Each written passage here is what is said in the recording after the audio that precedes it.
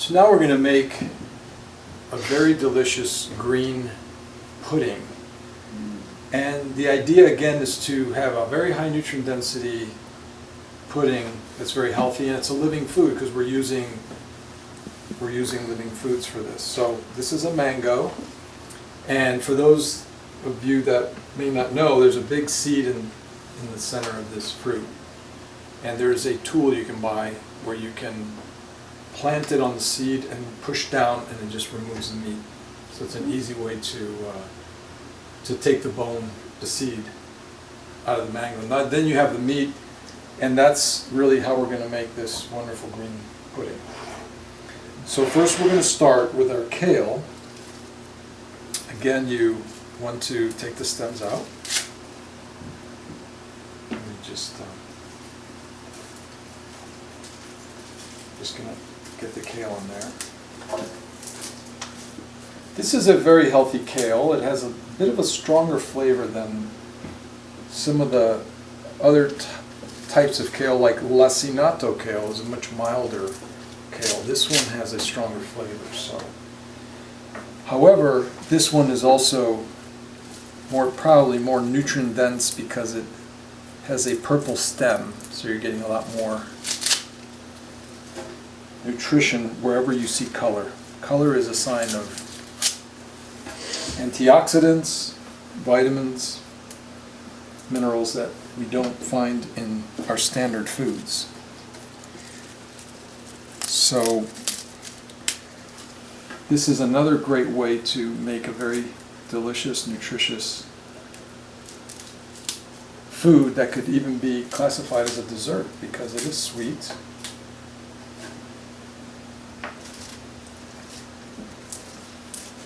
Or you could just have breakfast pudding one morning and surprise everybody. Yeah. With kale in it, but they don't need to know that. Then we top it off with the mango.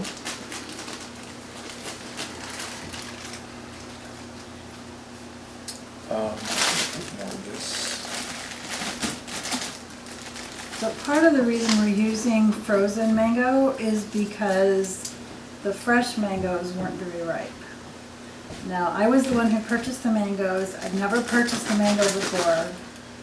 And maybe, Michael, you could give us some guidelines on how to purchase a ripe, ready-to-eat mango. Well, a lot of times what happens is when you go to the store to buy your fruit, because the fruit has to be shipped, a lot of times it comes to the store and it's not quite right.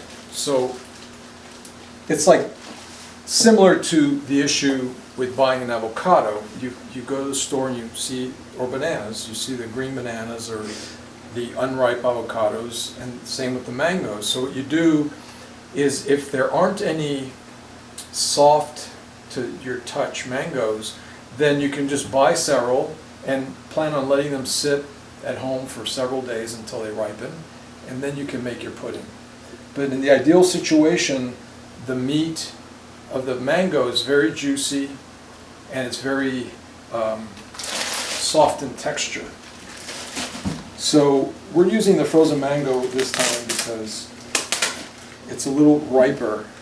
So when we pick up this mango in the store, like, it has just a little bit of give to it, but what should my finger actually dent it, or how do I know? Yes, you would feel this mango is very firm. It's very firm, so there's very little give. So this is a very good mango. It's just not ripe. It would be a lot softer to the touch. You just feel it would be a lot softer and juicier. There's a lot more juice in the mango where you feel it gives a lot more, and that would be a good indication. So let's see here. I think that might be a pretty good ratio. Try that. Okay, now when making the pudding, we might have to add a little bit of water, but the idea is to use the damper because you're not really adding a lot more water than what's already in the fruit.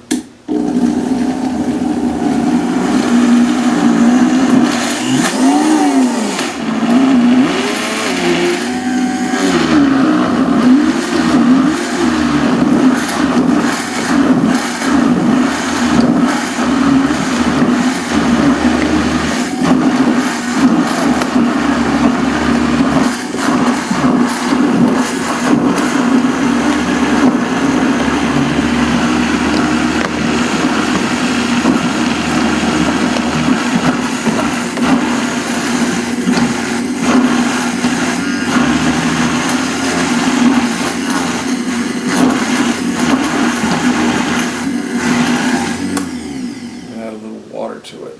It's a little too thick.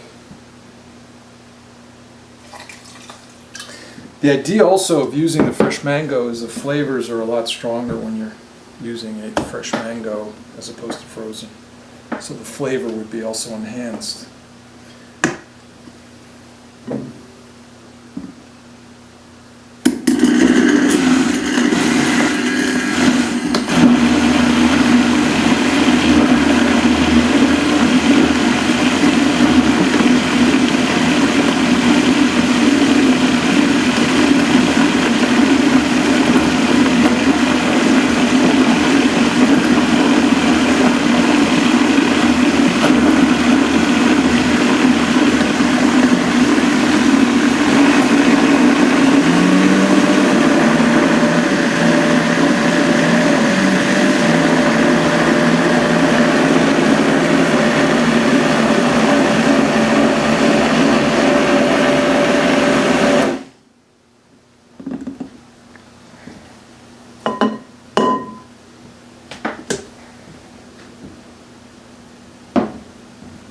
Add this nice bag of mango.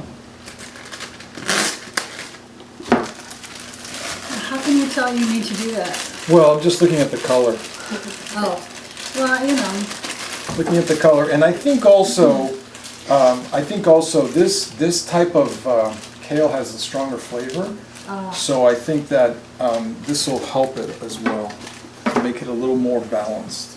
Well, the reason I was asking you that is because when I try something new like this, I like to have exact measurements because I want to replicate what you've made as much as I can. Well, I'll give you the exact measurements. Thanks. So we put. I have it in my head. I'll give it to you. It's like $15 worth of mango, maybe 20. Well, I mean, this is now. Remember, you would make it. If you're only making it for a few people, you would make a much smaller batch.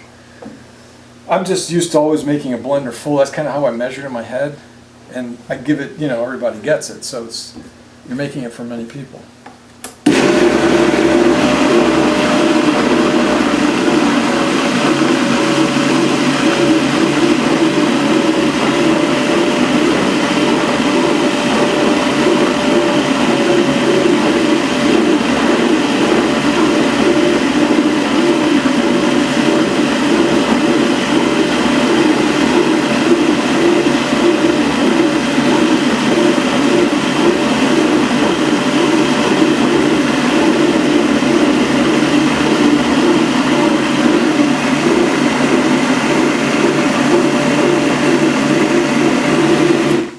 Machine rest a little? Yeah.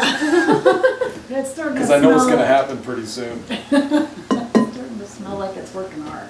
Yeah, we'll just let it rest a little bit. And then This is an older machine, I must say. might need a little more water too.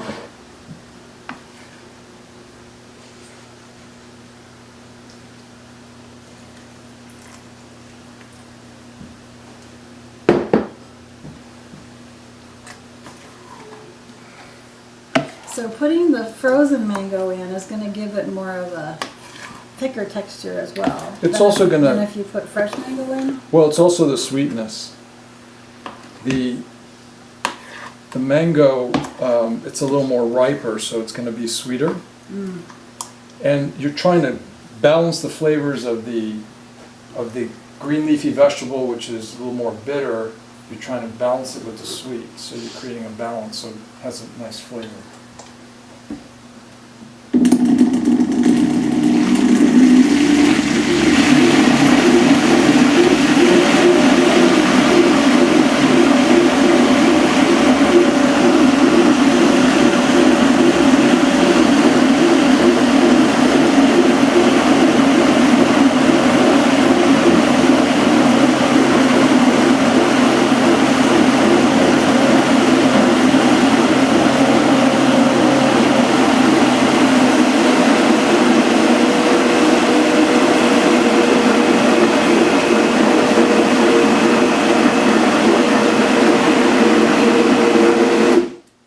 Give the machine one more break. How did you learn this recipe? This recipe I learned from Victoria Botenko, who's a Russian nutritionist. And she was trying to figure out a way to feed her family and make them healthy. So she did all this research, and she found that, as we see on the nutrient density charts, that the green leafy vegetables are the most nutritious of all foods. And then she one day went to the store and she bought a bunch of kale, and she went home and she said, I'm going to eat this. So she sat down at a table and proceeded to start eating the kale, just in this form like this. And halfway through she started crying. And she said, I can't do this, this is stupid. I can't eat kale like this, it's crazy. So she went back to do more research and found that in nature, the chimpanzee will take a piece of fruit and roll the leaf and then eat it. And a little bell in her head went off, and she said, that's the trick. So she combined fruits with greens and started making smoothies that tasted good, and she figured out how to get that quantity of food in her body without having to suffer.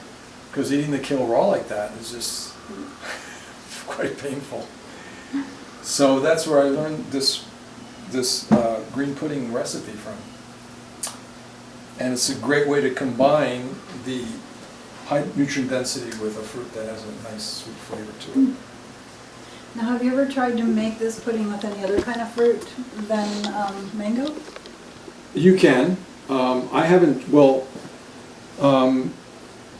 haven't really tried making the pudding per se with other fruits. However, just like we did earlier with the tropical smoothie, you could turn that into a green pudding as well and just totally change the flavor. So bananas would be a great way to do this. Oranges, orange juice is a great enhancer. Pineapple, anything sweet.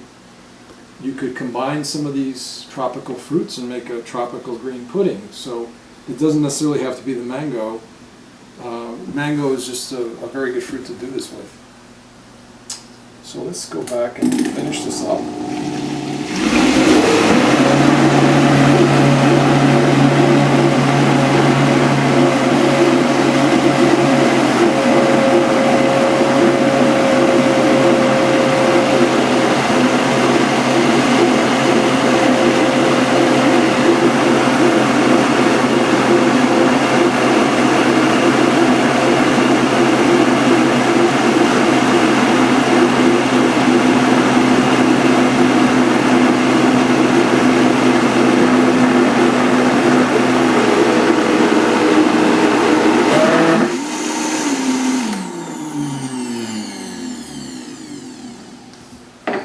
Just going to add a little more water. It looks a little thick. Especially on the top.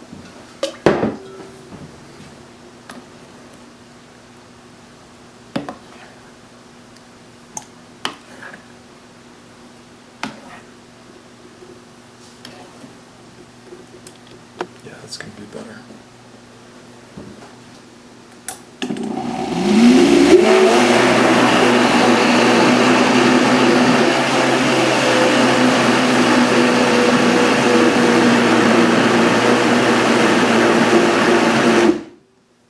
That was it. There we go. That was the switch. It looks like it's done.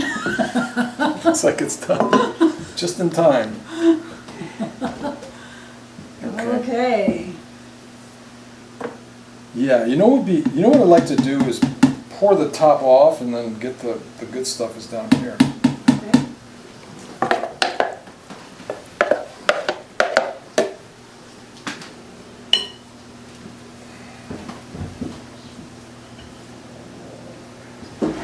Okay, now this is seriously green pudding. Yeah. Okay. But Michael says it's really good. So. It's like mashed peas or something. This reminds me of the first drink you made, the green tropical, and to me it tastes like green apples. Yeah, I don't know. It's just tastes okay. I don't mind it at all. Maybe not bad, but Wow, this tastes a lot better than it looks. I'm just gonna say it like it is. It just does. It tastes a lot better than it looks. So can you get children to eat this without much, provocation? Yeah, this is. smoothie. I think this is this particular combination is very healthy because this kale is very powerful, but that also it's a much stronger flavor, Yeah. so you can taste it more. But it's actually very healthy. It's good for people that enjoy, that have already developed a taste for it. You can actually make soups in the blender,